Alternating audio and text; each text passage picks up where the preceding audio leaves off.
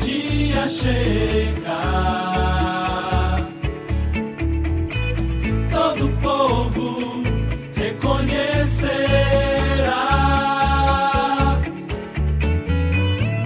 Eu aguardo, ele vem me buscar. Toda a terra o confessará. Eu não sei quando será, mas permanecerei em fé. Enquanto ele não chegar, viverei a declarar: Venha o teu reino e tua glória. Quando o céu se abrir, eu estarei ali, diante do trono, clamando santo. É o fim da dor, é o meu Senhor que vem. Ele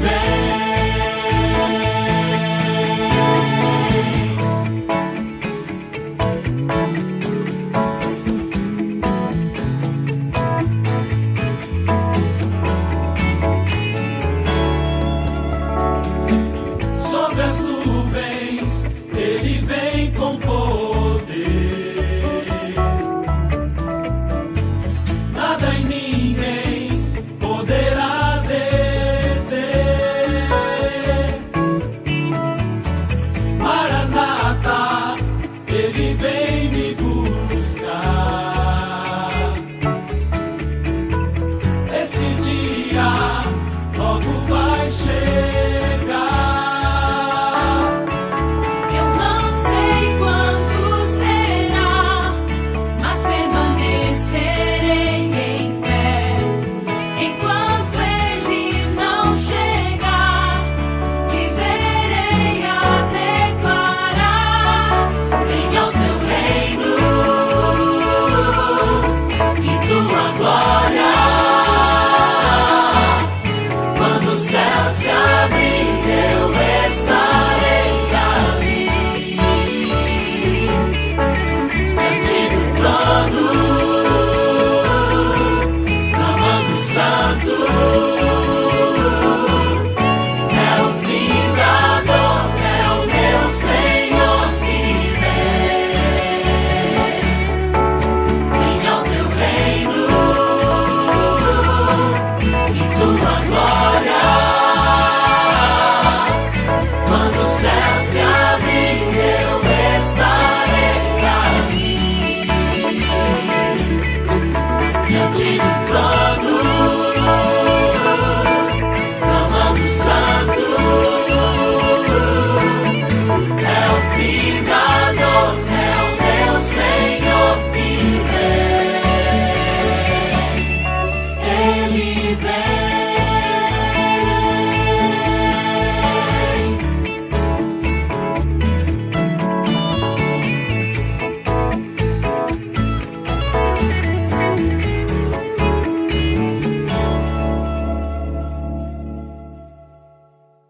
Ei, boa noite. Seja bem-vindo ao nosso culto online, que você se sinta na presença do nosso Deus neste momento, que possamos estar entregando nosso coração a Deus, que o nosso foco possa ser somente para a adoração a Ele. Neste momento, convido você a fechar seus olhos para juntos falarmos com o nosso Deus. Senhor Deus, na altura do céu, te agradecemos, Senhor, por mais uma oportunidade, Senhor, estarmos reunidos, Senhor, mesmo por uma tela de telefone, Senhor, mas que possamos sentir a Tua presença em nosso meio, que o Senhor possa ser honrado e glorificado aqui, Senhor. Que possa estar abençoando, Senhor, a vida de cada filho Teu que está assistindo esse culto, Senhor. Abençoar seus familiares, Senhor. Que possamos, Senhor, sentir a Tua presença nas nossas vidas, Senhor, a cada instante. Permaneça conosco, Senhor, soubemos que eu te peço e te agradeço. Em nome de Jesus. Amém. Neste momento, vamos estar louvando o hino Sou de Jesus.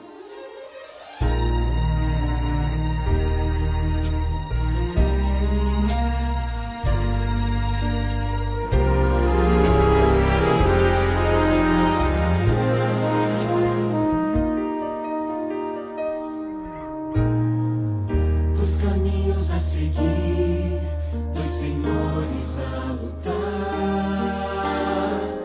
Qual dos dois irei servir? Há só uma decisão. Quantas vezes procurei os prazeres deste mundo, encontrei mil motivos pra chorar.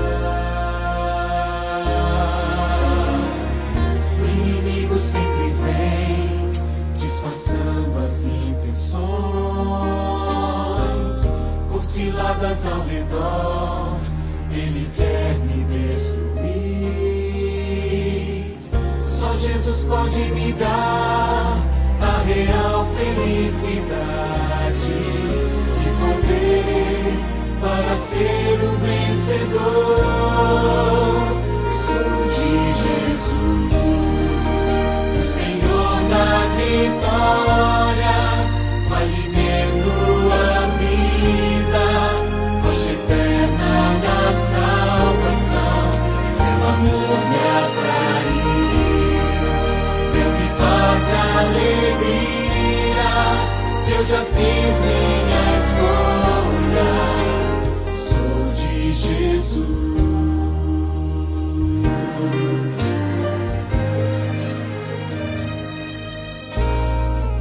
Decide testemunhar, mesmo em forte provação, rejeitando pela fé o pecado e seu sabor. No caminho de Jesus estarei sempre seguro, e assim eu prossigo rumo ao céu. Sou de Jesus, o Senhor da vitória, o alimento, a vida, rocha eterna da salvação.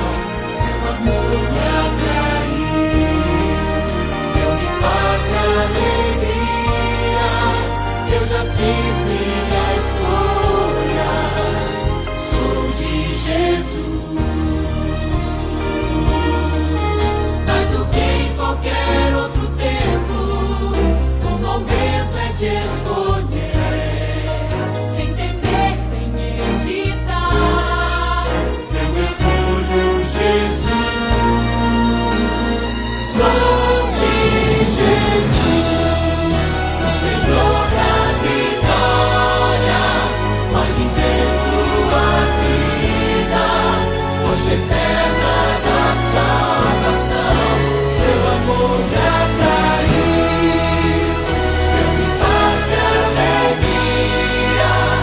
Eu já fiz minha escolha, sou de Jesus.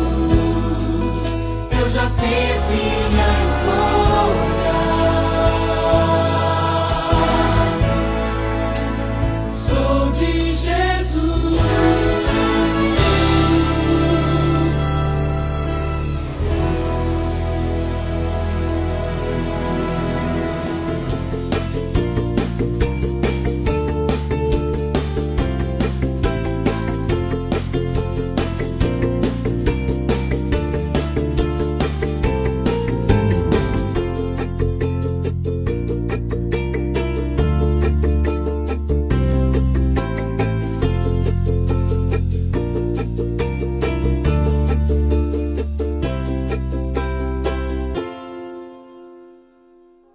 Normalmente eu usava esses remédios aqui para dor de cabeça, né?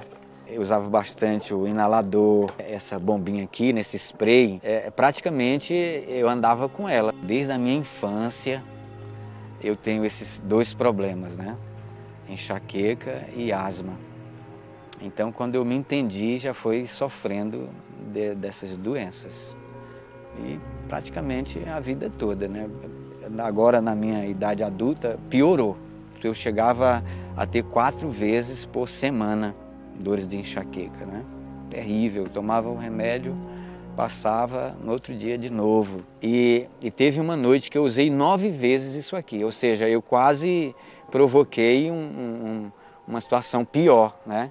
Mas você fica ali, vai o quê? Vai morrer sem ar ou vai tomar o remédio? Então eu tomava o remédio.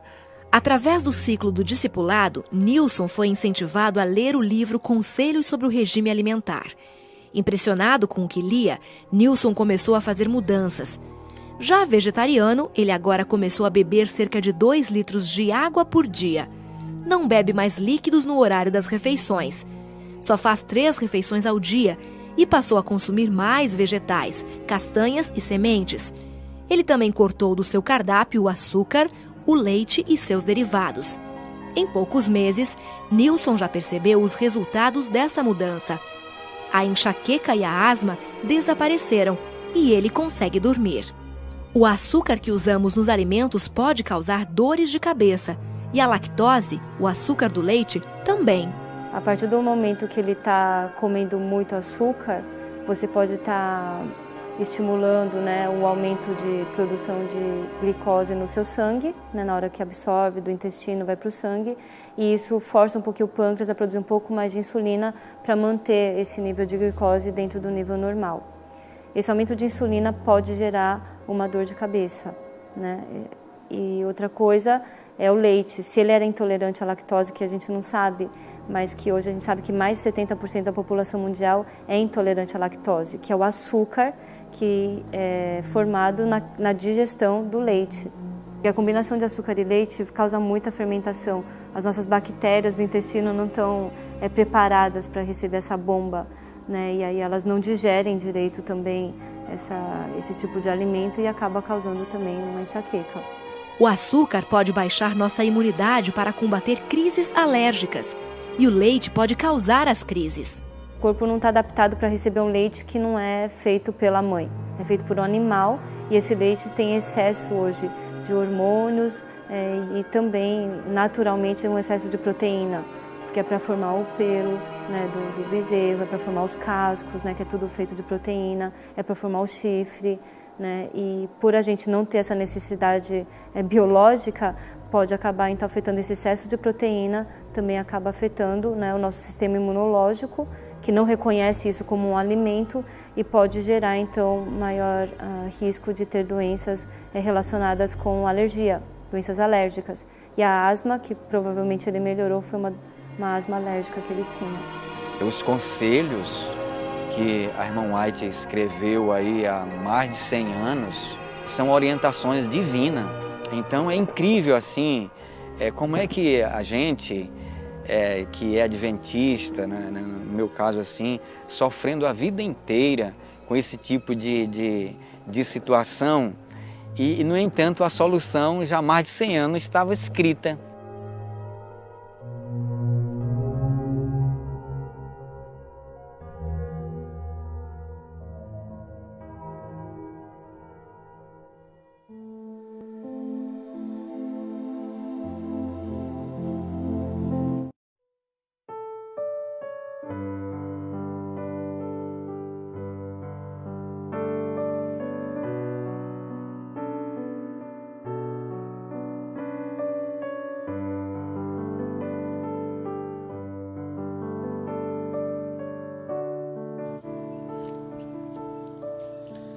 Deus de Israel, Cristo Jesus, habita em mim, Espírito luz, grande é o teu nome, ó Deus de Israel, pois tu criaste a terra e o céu,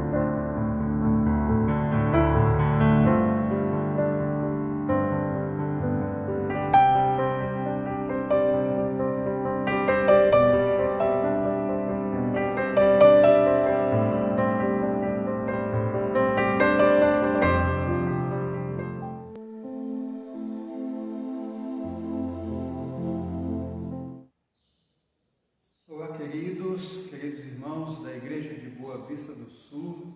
Que bom poder me dirigir a você nesse momento, ainda não de maneira presencial, mas tendo a oportunidade de juntos aqui interagirmos um pouco no estudo da Palavra de Deus, trazendo aqui uma mensagem no nosso coração.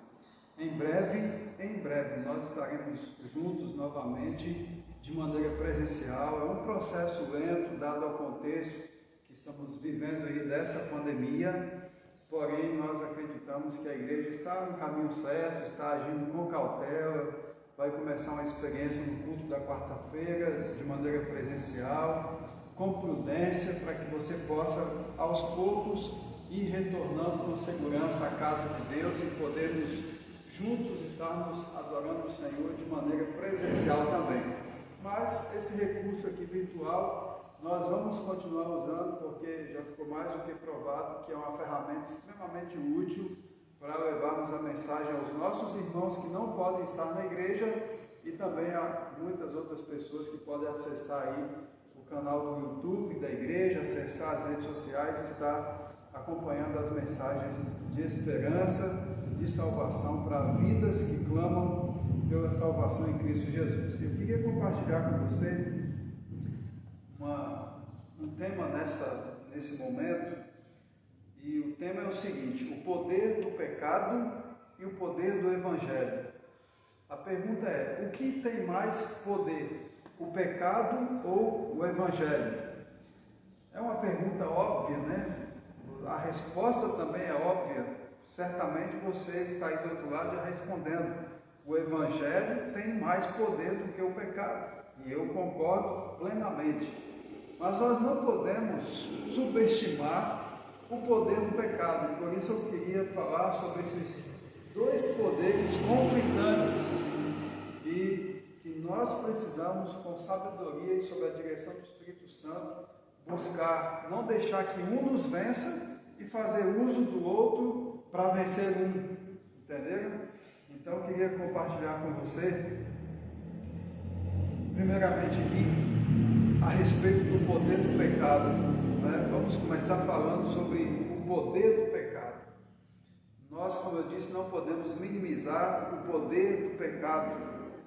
E quando você olha ao longo da história, desde o surgimento do pecado no céu e a maneira como o pecado tem alcançado a humanidade, se alastrado de uma maneira tal que a gente consegue perceber as consequências nos mínimos detalhes, nós percebemos então que não estou falando de algo que tem pouco poder de influência, que traz consequências pequenas para quem está diretamente envolvido com o pecado.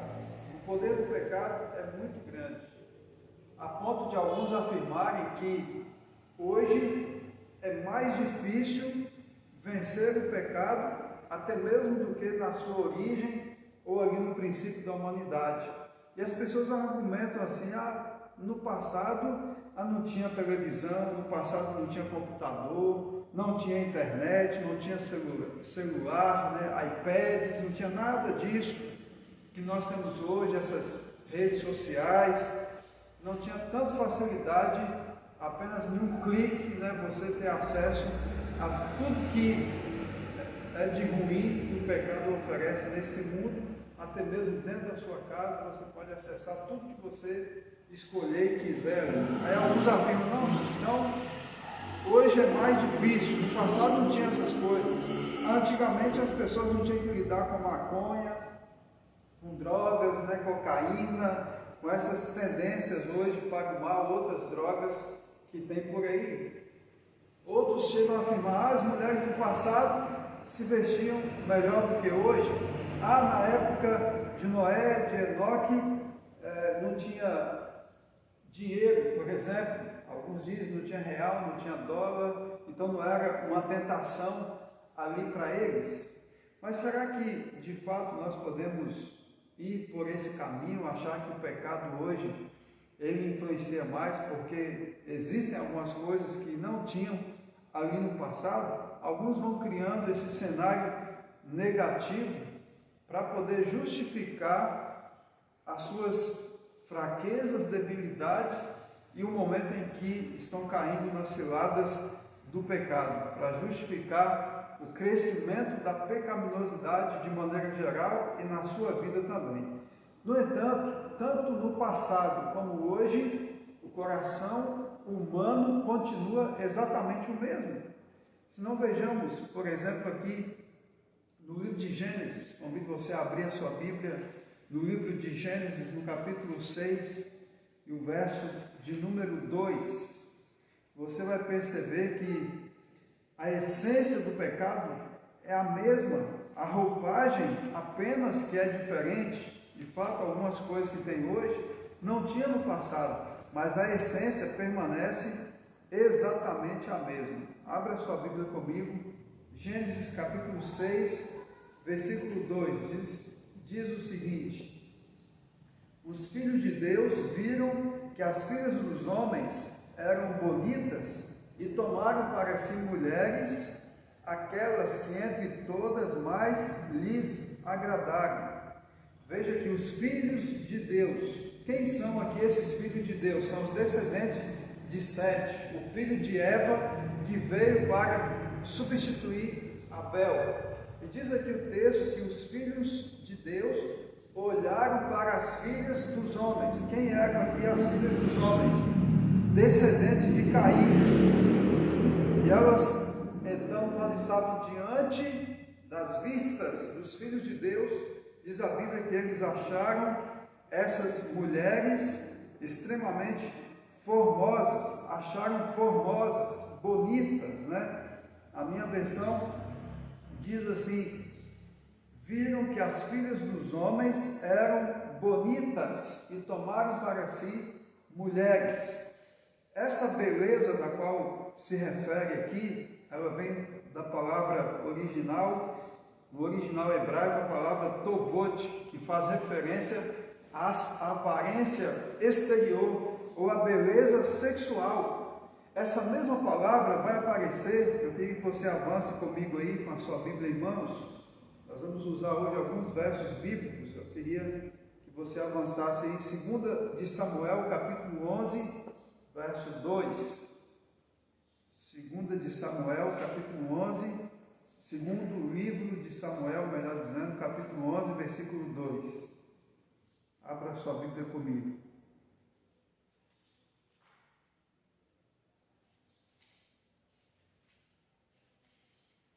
Segundo o livro de Samuel 11, verso 2, diz assim: uma tarde, Davi se levantou do seu leito e andava passeando no terraço. Dali ele viu uma mulher que estava tomando banho.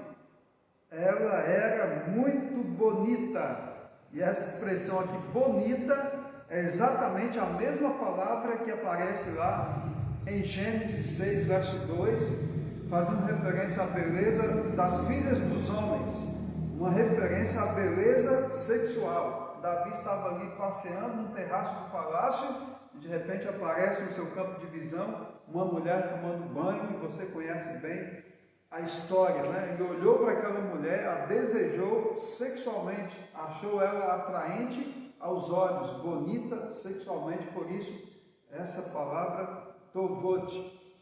A palavra para a beleza interior, a beleza de caráter, aparece no livro de Cânticos dos Cânticos, e se você quiser conferir comigo, está no capítulo 1, verso 15.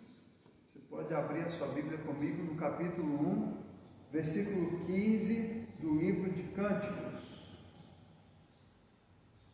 que é uma referência não à beleza exterior simplesmente, mas a beleza como um todo, e dando ênfase à questão da beleza de caráter. Cânticos, capítulo 1, o verso de número 15. Abra a sua Bíblia comigo.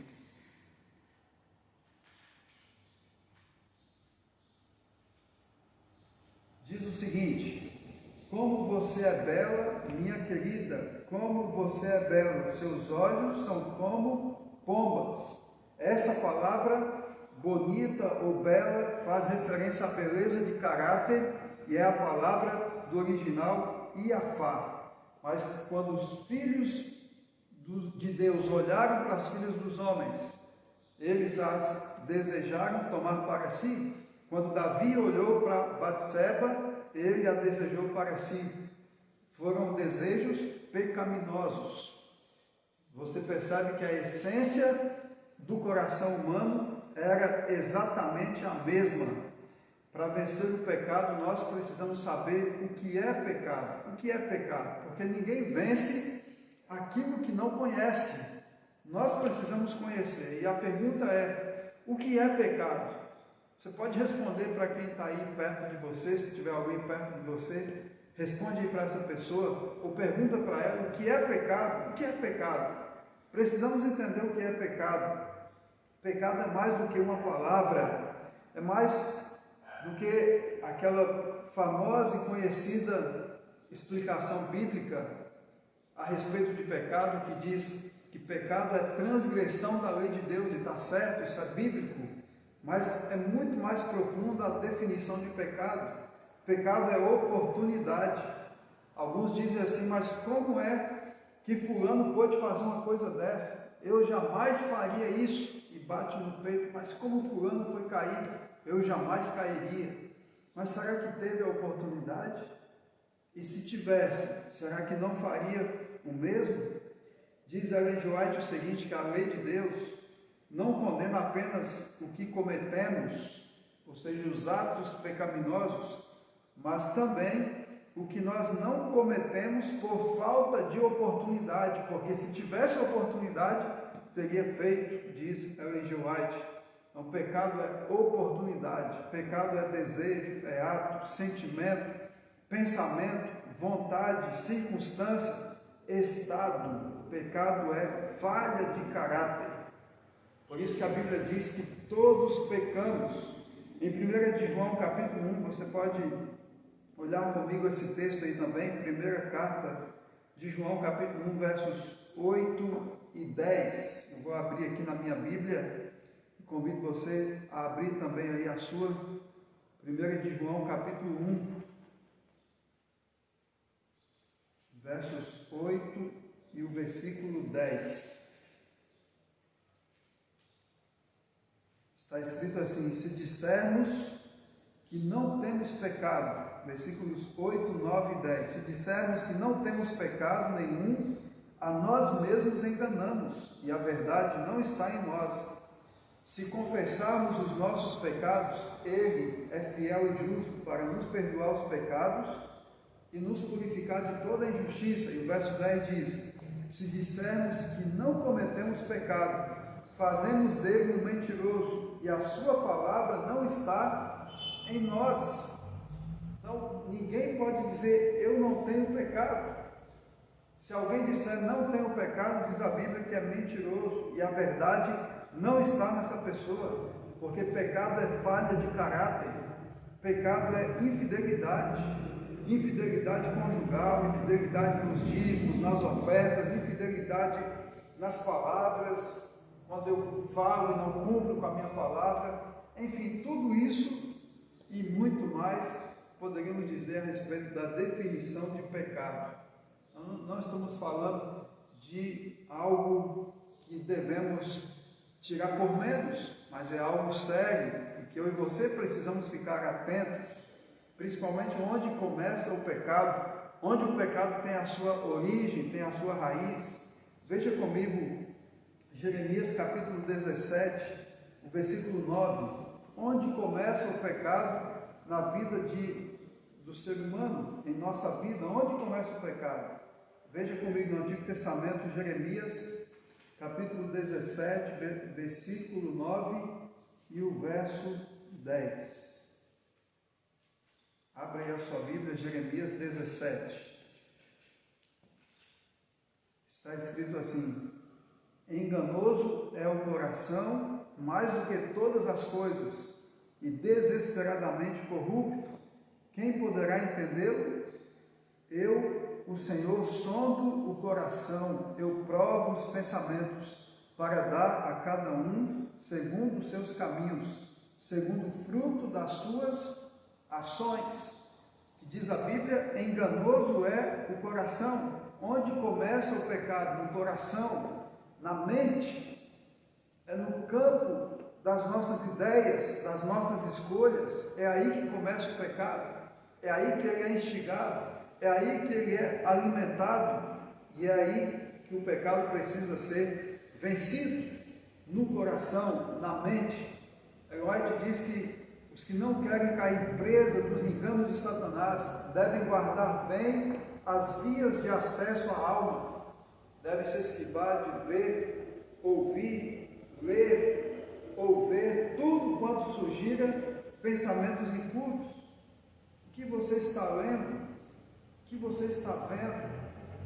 Quais são as mensagens que você tem buscado, está gastando seu tempo lendo nas redes sociais? Quais são as imagens que você tem visualizado? Quais são os vídeos que você está abrindo? Temos que cuidar bem das vias de acesso à alma, o que estamos vendo. O problema não é ver, porque ver a gente vê de tudo. Você sai pelas ruas, tudo que aparece no seu campo de visão, pronto, você viu. Mas o grande problema é demorar naquilo que é mal. É você continuar olhando, é você continuar buscando, vendo aquilo que vai gerar na sua mente propensão para o mal, que vai encaminhá-lo a desejos pecaminosos. Nossos olhos têm que se esquivar daquilo que é mal. E a White continua dizendo assim: não devem permitir que a mente se demore ao acaso em cada assunto que o inimigo das almas possa sugerir. Tereis de tornar-vos fiéis sentinelas sobre os olhos, ouvidos e vossos sentidos todos, se quereis controlar vossa mente e impedir que pensamentos vãos e corruptos vos manchem a alma. O poder da graça unicamente pode realizar esta desejabilíssima obra, mente, caráter e personalidade, página 228 e 229. Por mais que nós façamos a nossa parte, a solução, querido, está no poder da graça. Poder da graça. E onde encontrar esse poder da graça? Quero fazer dessa pergunta aqui um gancho para migrarmos a falar sobre um outro poder, muito mais poderoso do que o poder do pecado. Lembra-se da pergunta inicial? O que tem mais poder, o pecado ou o Evangelho? Onde nós encontramos essa graça? Exatamente no Evangelho. Eu queria que você abrisse a sua Bíblia no livro de Romanos, na carta de Paulo aos Romanos, no capítulo 1, porque para mim tem aqui uma das melhores definições do Evangelho em toda a Bíblia. Romanos, no capítulo 1, nós temos um resumo do Evangelho. O verso 1 fala sobre a origem do Evangelho. Diz assim: Paulo, servo de Cristo Jesus, chamado para ser apóstolo, separado para o Evangelho de Deus. Onde está a origem do Evangelho? Em quem? Em Deus. O Evangelho tem sua origem em Deus. O versículo 2 apresenta um instrumento do Evangelho. Veja o verso 2. Que ele no passado prometeu por meio dos seus profetas nas sagradas Escrituras. Qual é o instrumento do Evangelho? A Bíblia, as sagradas Escrituras, a palavra de Deus que nós temos acesso hoje com muita facilidade. A Bíblia é um instrumento do Evangelho. Então vai guardando aí. O Evangelho tem sua origem em Deus. O instrumento do Evangelho é a Sagrada Escritura, a palavra de Deus. E ele continua apresentando o seu esboço do Evangelho no verso 3 e 4, mostrando aqui o conteúdo do Evangelho. Veja o versículo 3. Este Evangelho diz respeito a seu Filho, o qual, segundo a carne, veio da descendência de Davi e foi designado Filho de Deus com poder, segundo o Espírito de santidade, pela ressurreição dos mortos, a saber, Jesus Cristo, nosso Senhor. O Evangelho tem sua origem em Deus. O instrumento do Evangelho é a Escritura. O conteúdo do Evangelho é uma pessoa, é Jesus Cristo, é o Deus Filho, Jesus Cristo que veio a esse mundo para morrer, dar a vida por nós. Ele é um instrumento do Evangelho, Jesus Cristo, nosso Senhor. Mas Paulo não termina por aqui na sua apresentação do Evangelho. Após apresentar o conteúdo do Evangelho, Jesus Cristo, homem, nascido de mulher, Jesus Cristo, Deus, comprovado pela sua ressurreição dos mortos. No Evangelho nós encontramos, através de Cristo, o pagamento da dívida. É isso que está aí no versículo 4, Filho, e foi designado Filho de Deus com poder, segundo o Espírito de Santidade, pela ressurreição dos mortos, a saber, Jesus Cristo, nosso Senhor. É nesse conteúdo do Evangelho que nós encontramos a solução para o pecado, o pagamento da dívida. Todos nós estamos em dívida com Deus, estávamos em dívida com Deus. Você lembra que lá em Gênesis 3, verso 15, ali naquele contexto da crise do pecado entrando na humanidade, Deus fez uma promessa. A promessa era que viria o descendente da mulher, que esmagaria a cabeça da serpente. Com essa promessa, Deus estava assinando uma escritura, um cheque, um compromisso, uma escritura de dívida com a humanidade. E quando Jesus, lá na cruz do Calvário, deu o seu último suspiro, após dizer as últimas palavras: Pai, em tuas mãos entrego o meu espírito. E Jesus ali deu o seu último suspiro na cruz. Naquele instante houve um terremoto e o véu do templo se rasgou de alto a baixo, como quem estava dizendo: não tem mais dívida, não tem mais nota promissória. O valor da dívida, da promessa que Deus fez para Adão e Eva lá no Éden, era o sangue de Cristo. Uma vez que o sangue de Cristo agora foi derramado, a dívida estava paga. O véu do templo se rasga de alto e baixo, não tem mais dívida. A minha e a sua dívida está paga. E onde nós encontramos isso? É o poder da graça, é o poder do Evangelho, que fala Ellen G. White, é no Evangelho, porque o Evangelho é o poder de Deus. Aliás, não é isso que está no verso 16 do capítulo 1 de Romanos? Pois não me envergonho do Evangelho, porque é o poder de Deus para a salvação de todo aquele que crê. O Evangelho é o poder de Deus. Você já parou para pensar na profundidade dessa frase? O Evangelho é o poder de Deus. Se Paulo dissesse assim, o Evangelho tem o poder de Deus, já estaria dizendo muita coisa, já seria muito, mas ele não disse que o Evangelho tem o poder de Deus, ele disse que o Evangelho é o poder de Deus, é diferente, é mais profundo, é o poder de Deus. É só você parar para pensar nesse poder de Deus que foi capaz de criar um universo tão imenso, tão grande, tão vasto. Se você já percebeu ou já foi procurar alguma investigação sobre isso, pesquisar algo a respeito, hoje dizem que tem no universo observável, o universo é muito maior do que o que se pode observar através das lentes dos telescópios mais modernos que existem, mas no universo observável estima-se ter aproximadamente 170 bilhões de galáxias.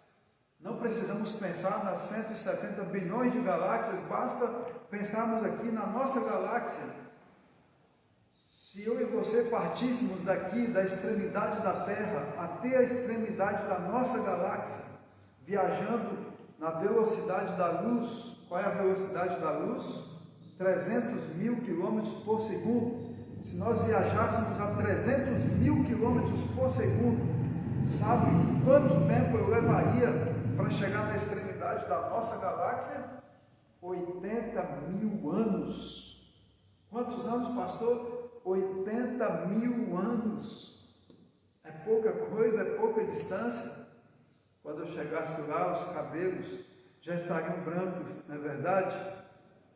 Quem foi que criou, querido, um universo tão grande, tão vasto? Estou falando de 170 bilhões de galáxias. Apenas a nossa galáxia já dá para a gente ter uma dimensão desse grande poder de Deus. Então você consegue pensar na profundidade do que Paulo está dizendo quando ele diz que o Evangelho é o poder de Deus. Eu não tenho dúvida que aquele que criou um universo tão grande, tão vasto, Ele pode ajudar a mim e a você também a vencermos as nossas fraquezas, as nossas dificuldades, a rompermos em fé, a aproximarmos do Senhor, dessa graça proporcionada a nós, através do Evangelho, do ministério de Cristo em nosso favor, essas boas novas de salvação, tudo isso ter mais influência em nossa vida do que a influência pecaminosa. Realizar em mim e em você uma transformação para que possamos viver realmente em novidade de vida através de nossas escolhas, nossos pensamentos, a cada dia buscarmos corresponder à vontade do Senhor para a nossa vida. O Evangelho é o poder de Deus para a minha e para a sua salvação. E nós não podemos desistir. O Senhor Jesus está voltando muito em breve a essa terra e as pessoas precisam saber dessa boa notícia. Ele virá para nos resgatar desse mundo mal. Não vai ser para resgatar de uma pandemia, para resgatar de um mundo pecaminoso, simplesmente, mas vai ser para nos dar a vida eterna, para nos resgatar das trevas, para nos resgatar da escravidão do pecado e nos dar uma vida eterna, longe do pecado, sem corrupção. Tudo que é corruptível vai se revertir da incorruptibilidade. Esse tempo está chegando e eu e você, mais do que nunca, precisamos viver esse Evangelho. Se esse é o seu desejo, curve a sua fronte, feche os seus olhos, vamos falar com Deus. Senhor Deus e bom Pai, como é bom nós podermos invocar o Teu nome, na certeza de que Tu és poderoso para fazer infinitamente mais em nossa vida, para nos ajudar a vencer nossos maus traços de caráter, vencer as nossas dificuldades, sermos mais que vencedores em Cristo Jesus. Como é bom sabermos que todo o poder no céu e na terra está à nossa disposição, para que possamos ser vitoriosos e sairmos em nome de Jesus para levar essa mesma esperança de salvação a outras pessoas também. Visita, Pai, cada família da Tua igreja, cada pessoa, cada filho, cada filha, que o Senhor possa estar cada dia abençoando, não apenas com as bênçãos materiais, com os livramentos das dificuldades desse mundo, das enfermidades e tantas coisas ruins, mas abençoando também com toda sorte de bênção espiritual nas regiões celestiais, e que possamos mais do que nunca viver na certeza de que muito em breve o Senhor voltará a essa terra para nos resgatar deste mundo mau e juntamente com todo o grande exército que através de cada um de nós o Senhor conduzia a mensagem de salvação em Cristo Jesus. Fica conosco, ó Pai, por isso oramos, agradecidos em nome de Jesus. Amém.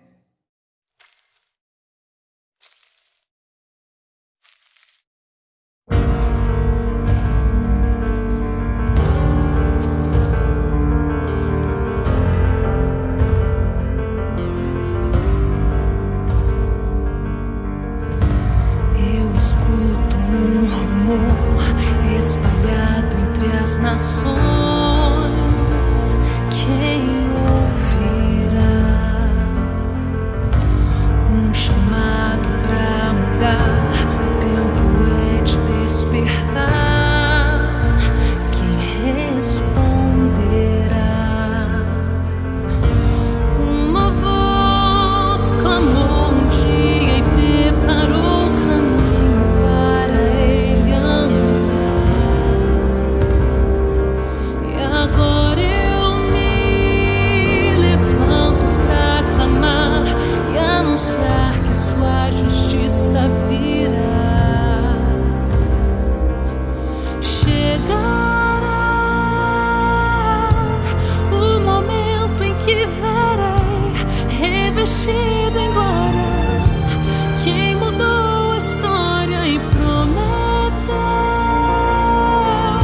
que tudo novo se fará. Ele é vida eterna, o princípio e o fim.